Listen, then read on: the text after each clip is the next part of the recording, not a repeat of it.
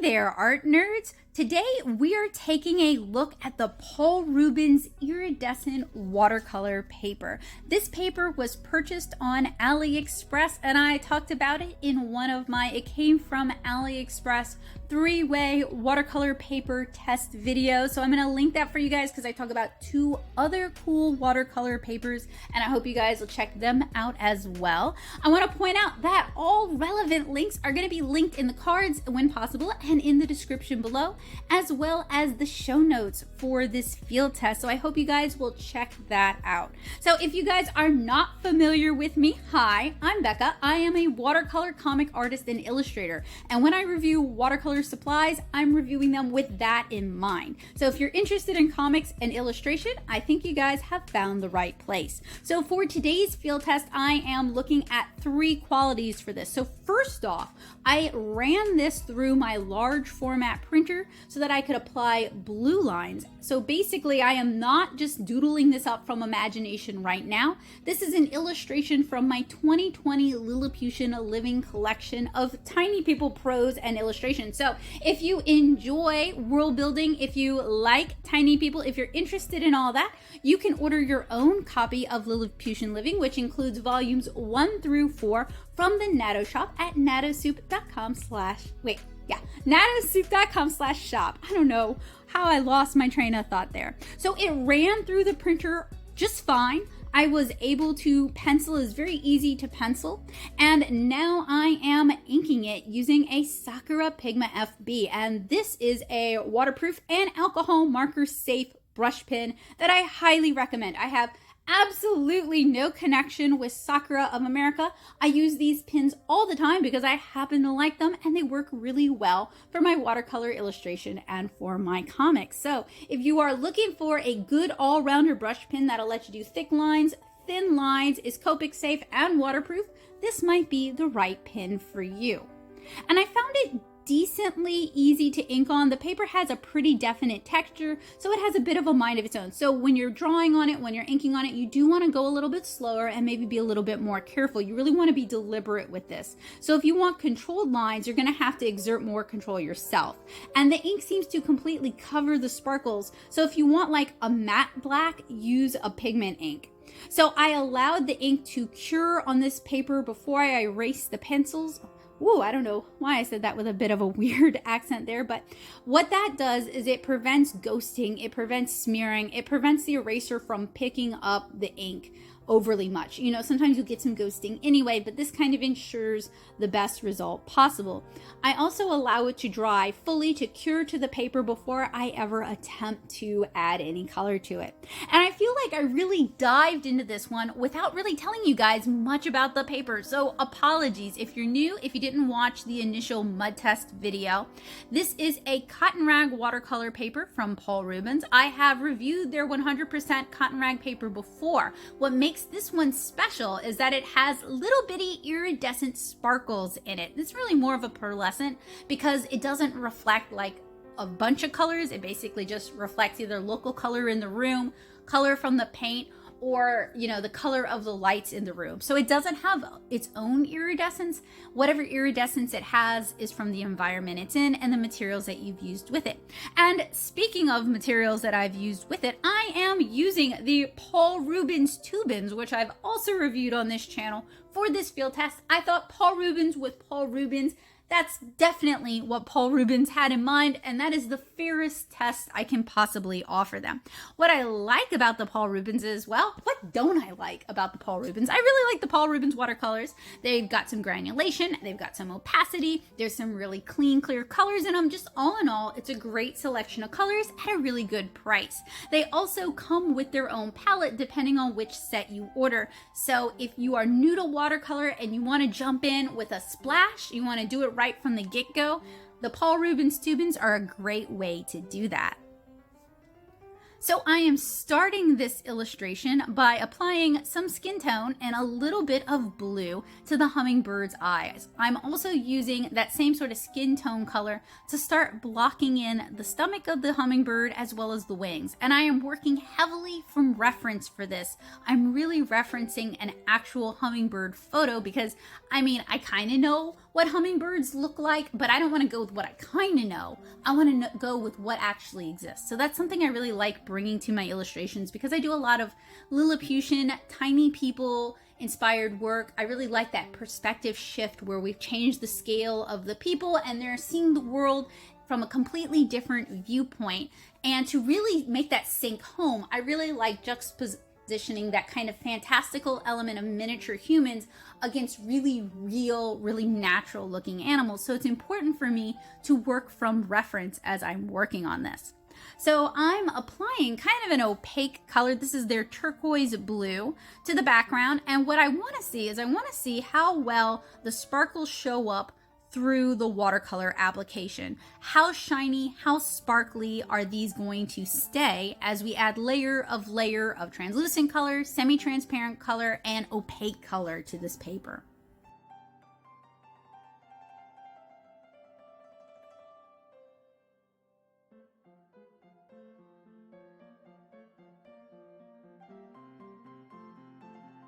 So I've done a partial review of Paul Rubens watercolor paper in the past, where I use their regular 100% cotton paper, and they do have a lot of different papers on the market, and I haven't reviewed all of those yet, but I was able to review the 100% cotton cold press watercolor paper.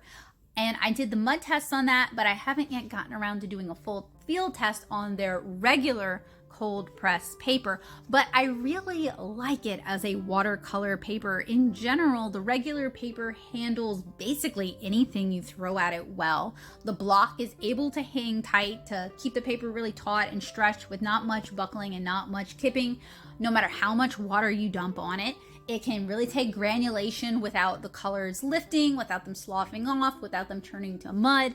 In general, it's a great cotton rag paper that I can highly recommend to you guys. I haven't had any issues with it with the kind of art that I like to do. So the iridescent paper is individual loose sheets. It's available in a few different finishes. I believe a rough, a cold press, and a hot press, I think.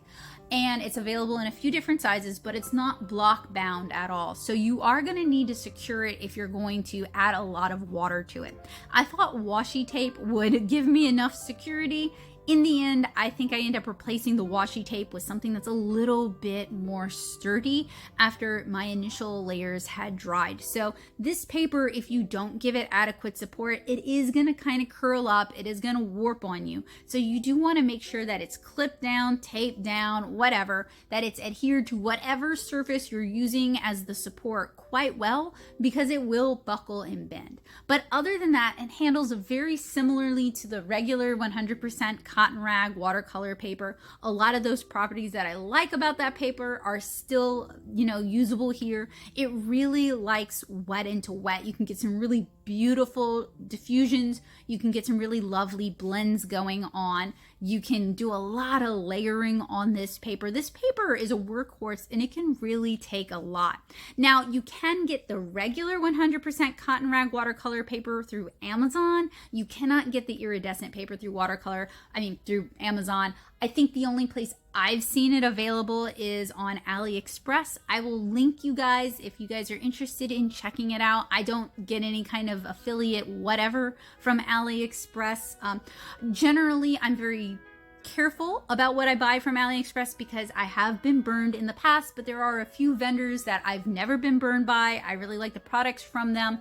And generally when I'm trying stuff out from AliExpress, I've either seen my friends trying it or it's from a brand I've already liked and tried before. So I'm using just a bit of blue tape just to hold this a little bit more secure because it really wants to curl up on me and I really need it to not curl up on me in order to paint fine details like feathers and other things. So I basically finished painting the hummingbird before I even started in on the baby.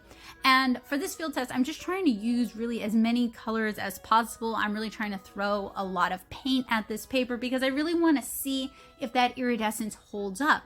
And the whole reason I chose a hummingbird to begin with is they're naturally kind of luminous and kind of iridescent. And those are properties that I thought would really reflect well in this illustration. Now, one of the things I'm kind of disappointed by is the more paint you put on this, the less you see the iridescence, which really isn't a surprise to anybody because you're covering it up. But for me, in that instance then, there is no difference between applying an iridescent ground or an iridescent layer of paint to any paper you like first and then painting on top of it. There's no difference between that and this. In my way of thinking, that might be a little bit more prone to reactivating, but if you want iridescence anyway, that might not bother you. Now, if you really want iridescence, if you really want that kind of beautiful metallic sparkle, you might want to start working in some metallic paints. And while I know Paul Rubens has metallic paints, I can't vouch for them either way. I do really like the Fieldtest metallic paints though, and the Hydrocolor metallic paints. And I have a whole metallic paint showdown here on the channel if you're interested in some affordable options, some options that are commonly available in the US, and some options that might be supporting a small business. So I'll be sure to link that for you guys, because I figure if you're watching an iridescent paper review anyway, you're already interested in metallic watercolor, you're already interested in pearlescent watercolor, you're already interested in special effects watercolor. And on that note, I collaborated with my friend Kabocha, who makes handmade watercolors, to do a whole video on using different cosmetic grade pigments to make sparkly watercolors. And I did that as a live stream, but you guys can still check it out. I'll link that for you guys as well, and hopefully you'll enjoy it.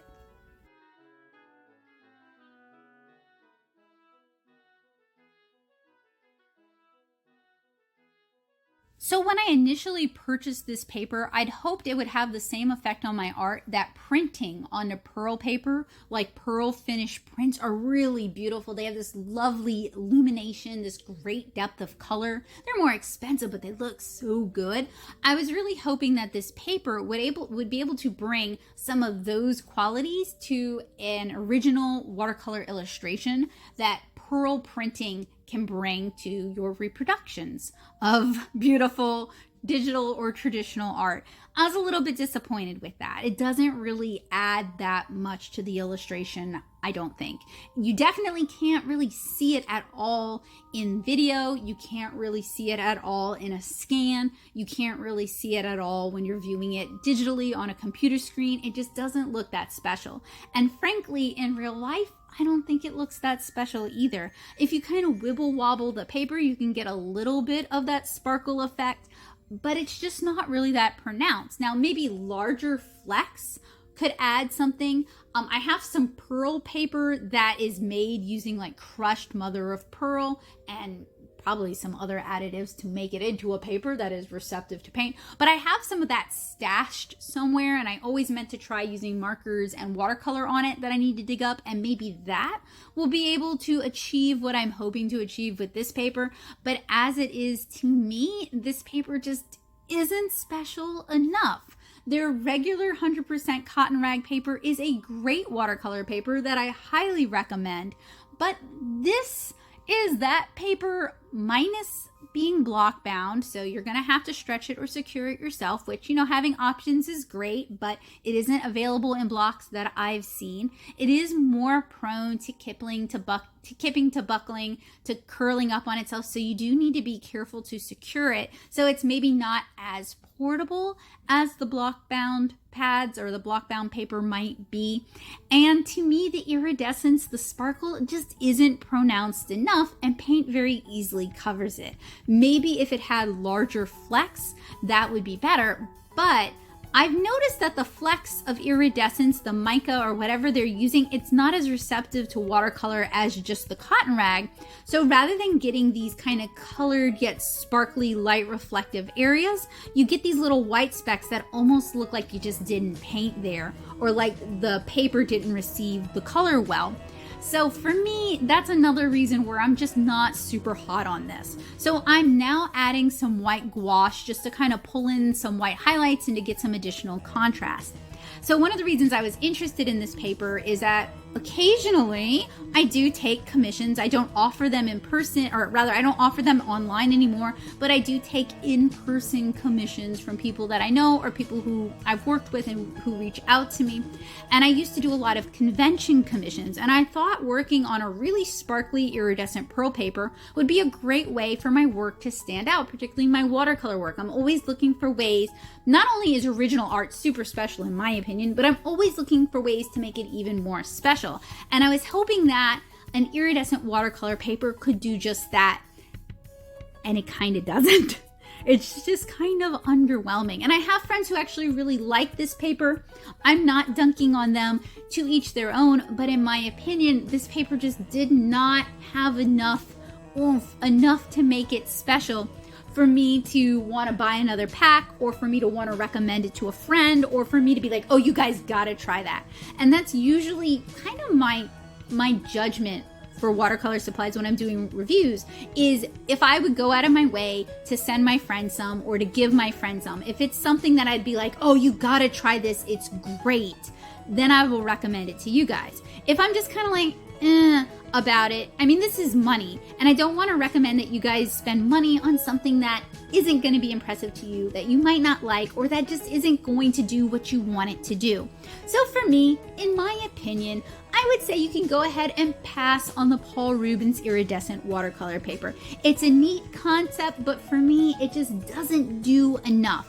If you want iridescence, if you want that reflection, I would recommend you just go ahead and use some metallic watercolors or some iridescent medium in your art, or glaze on top of it, if possible, with an iridescent medium, because the paper itself is just not really delivering enough sparkle for me to think it's worth the recommendation.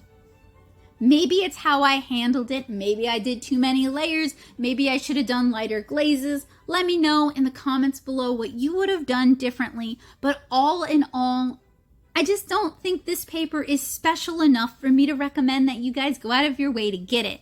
If you live somewhere where they sell it and it's fairly affordable and you think it's a good deal, go for it. But if you have to order it on AliExpress and then wait for it to come in and then pay shipping, it makes it a little bit harder for me to be able to recommend it to you guys. But I am proud of Rubens for offering some unusual yet usable watercolor supplies. I love seeing innovation in the art supply sphere, and frankly, there's just not enough of that. So I am always open to try a new thing, whether it's alcohol markers, comic materials, or watercolor materials. Whether or not I can recommend them to you guys, well, as in this instance, it's kind of hit or miss. You know, this one just wasn't really it for me. But I hope you guys found this helpful, useful, and informative, and I'll see you guys again. Huge thanks to my amazing patrons on Patreon. They make reviews like this one possible. Thank you guys so much for your support. If you'd like to join me, you can join me on patreon.com/Nattoshop.